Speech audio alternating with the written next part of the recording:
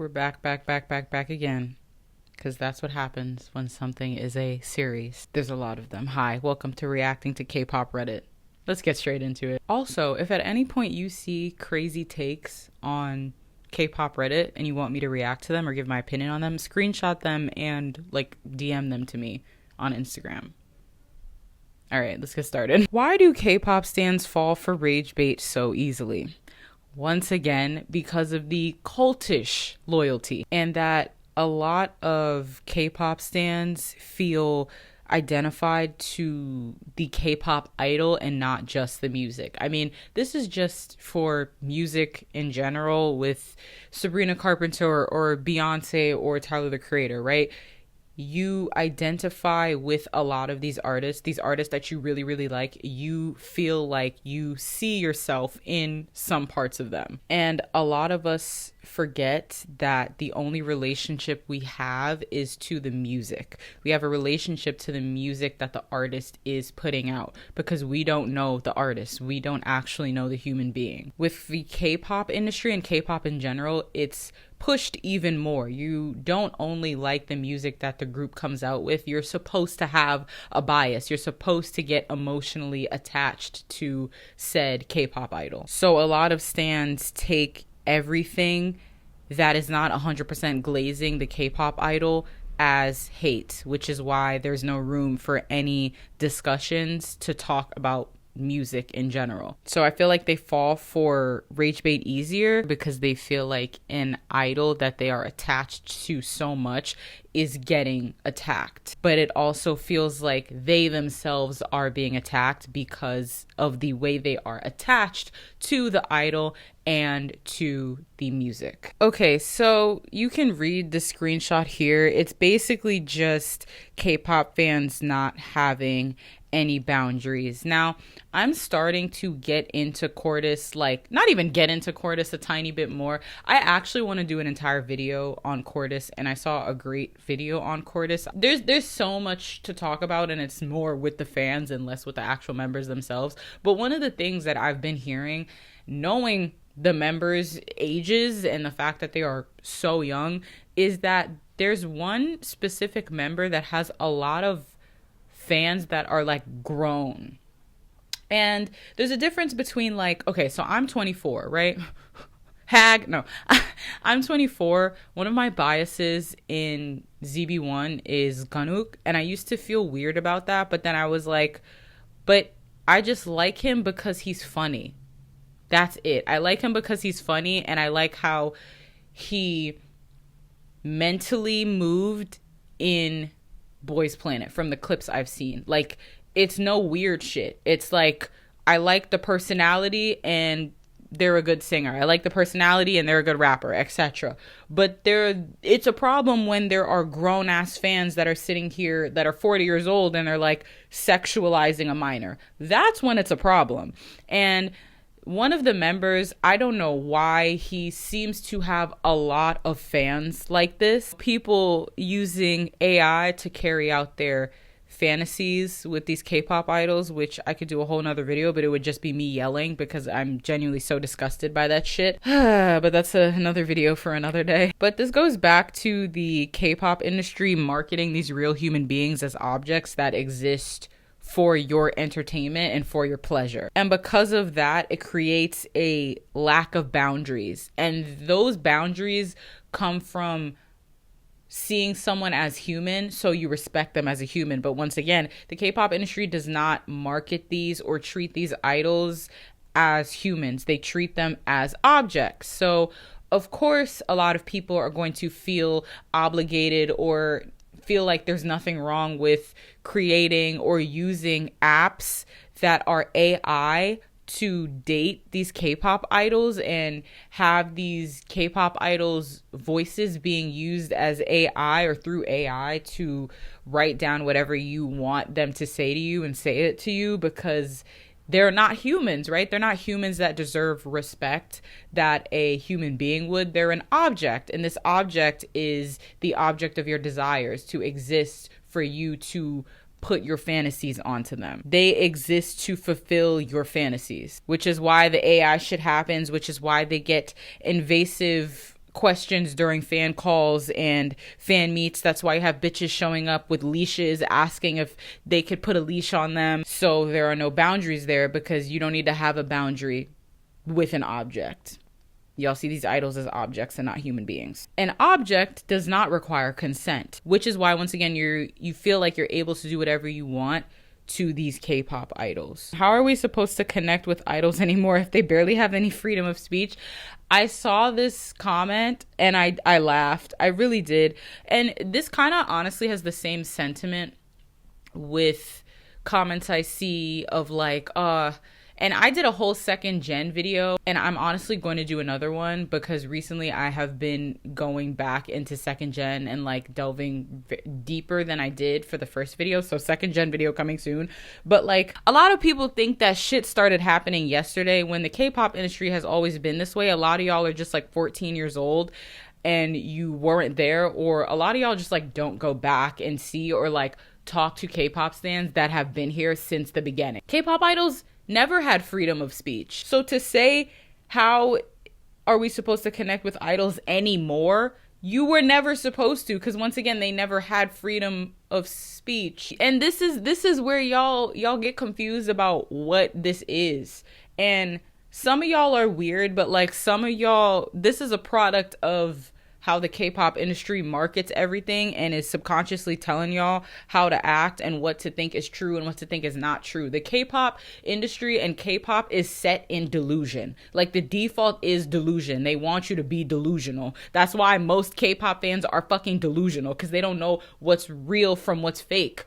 Felix on a fan call with this girl talking about, I talk to my mom all the time about you, and she's setting me up on dates with guys. What's the difference between the guys I go on dates with versus you? And Felix was like, well, the difference is that they're real and I'm not. You're never gonna go on a date with me. Like, it's delusional. But you were never connecting with the actual human being, Diva. You were always connecting with the K-pop idol. And ironically enough, that connection isn't even an actual connection. You're connecting with whatever fabrication you've made up about said K-pop idol. A lot of the marketing with K-pop idols is fill in the blank. Like, what's the game with the ad-libs, and then they give you a sentence and then there are blanks and you fill in the words? Like, the point is, K-pop idols are a blank slate for you to project your fantasies onto. So you are making up a lot of this shit about these K-pop idols, how you think they are, what you think they like, what you think they don't like. That's really what you're connecting with. And honestly, y'all beg for it, but if a lot of these K-pop idols were to give their actual opinions, y'all would not like that. I made a video talking about how y'all don't actually like said K-pop idols. You think you bias, because when they actually do things out of their own volition that they want to do, you attack them. Like, you don't like it when they give their actual fucking real unfiltered opinion. Like, you like it when it's cute and funny. You like it when they do things and then you call them fucking savage, which white people used that word. Jake Paul and Logan Paul used that word, and now that word is anyway, besides the point. But y'all are like, oh my god, savage, because they said like shit or fuck and they're like 27. But then when it's a K-pop idol on live talking about how some K-pop stans do too much, y'all get upset, y'all get mad. Or when San wanted to wear a certain outfit and y'all didn't like the outfit, so y'all blamed it on the designer, but then San came out and said, no, I actually did this myself, I want to do this. More recently, San's music video for Creep, when everybody was expecting it to be this fucking super crazy sexual music video, and then it wasn't, and it was, which I didn't even watch it fully, but I saw the beginning and it was like animated, and a lot of people were saying it was animated, and 18s were mad. Anyway, and then also too, a lot of y'all not even forget, because a lot of y'all just consume K-pop and know nothing else about South Korea, but South Korea is pretty fucking conservative. Not saying every single South Korean is conservative, but Korea overall is pretty fucking conservative. And you know, the nigga from Super Junior talking about Trump this, Trump that, like, I'm not saying every K-pop idol's a Trump supporter, I fucking hope not, but I feel like a lot more K-pop idols than you think would probably be more right-leaning than left. And that's because South Korea politically and in terms of certain things is more right leaning than left. For the first time this year, for the first time ever, gay couples are now counted in like the census for South Korea for the first time in 2025. South Korea overall is still pretty homophobic, pretty transphobic, you know? So like if a good amount of these, or if some K-pop idols would open their mouth, like a lot of y'all would be like, and wouldn't like it. It's weird how obsessive fans can be about the numbers. Once again, this goes back to the K-pop industry and how the K-pop industry doesn't really put music first. They put the loyalty to the group first and the loyalty the fans have to the K-pop idols first. And fans think because of this that being a fan means defending and being super loyal to K-pop idols. So they will use anything in their argument to prove that the group they like is number one or better than all other groups. So numbers tend to get used a lot. And I said this in another video, but like, because somebody was trying to compare like K-pop idol numbers to Western artist numbers. Western artists are not dropping 8 different versions of 3 different albums with 27 different photo cards that are collectibles. Like, that is such a big part of the K-pop industry and K-pop in general, and it's crazy that y'all tend to forget that. Like, a lot of the reason why these album sales are so big is because there are fucking 26 different versions of a fucking album. Like, hello? Like, do y'all forget that? It's so annoying how some fans don't know the difference between hate and like. Once again, this goes back to the cultish vibes.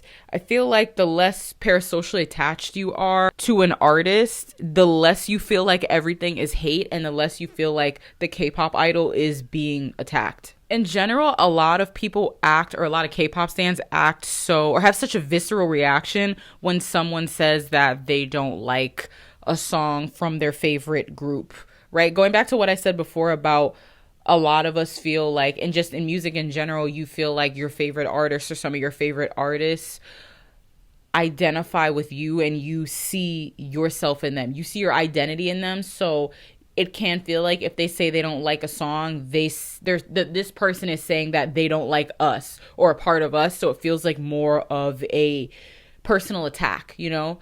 So it would make more sense that the more parasocially attached you are, the more you can't have discernment when it comes to these idols and understand that somebody saying that they don't like a Stray Kids or a BTS song has nothing to do with you and your identity and has everything to do with that person and them just not liking that BTS song and them just not liking that Stray Kids song and the fact that they just have different tastes. And ironically, the fans of groups that turn everything into hate while trying to defend the group they like from hate creates more hate. Somebody can say they don't like a certain instrumental from a Blackpink song, or they think that maybe if this flow was used for a rap instead of that flow, that group stands automatically label that as hate. When it's not hate, it's just a criticism, or not even a criticism, just an opinion. And therefore, now you're saying that this group has more hate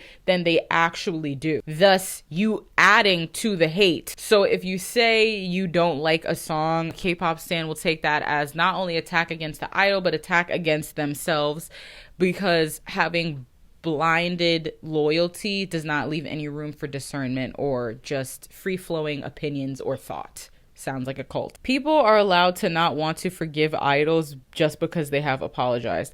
And this is how I know a lot of y'all don't actually care about what the K-pop idols have done or have no empathy for the people that they've hurt. The only reason why I want a lot of these K-pop idols to apologize for the stuff they've done isn't because you want the K-pop idol to have educated themselves on what they've done or have grown or have remorse for the people that they've hurt. You don't want them to become more educated and less ignorant and grow as a person. You want them to apologize so you feel comfortable enough to publicly support them without facing any backlash from anyone else. The same way that some K-pop stans will use K-pop idols apology as a tool to help them get a certain point across when they're arguing shows that K-pop stans will weaponize real life situations and like racism to put K-pop idols they like on pedestals, not allowing for any critiques or call outs. An idol can apologize for something and people cannot accept it. You can apologize and someone cannot accept that apology. But K-pop fans don't even think about those things, and it goes back to projecting what they want people to do onto them. They project how they want K-pop idols to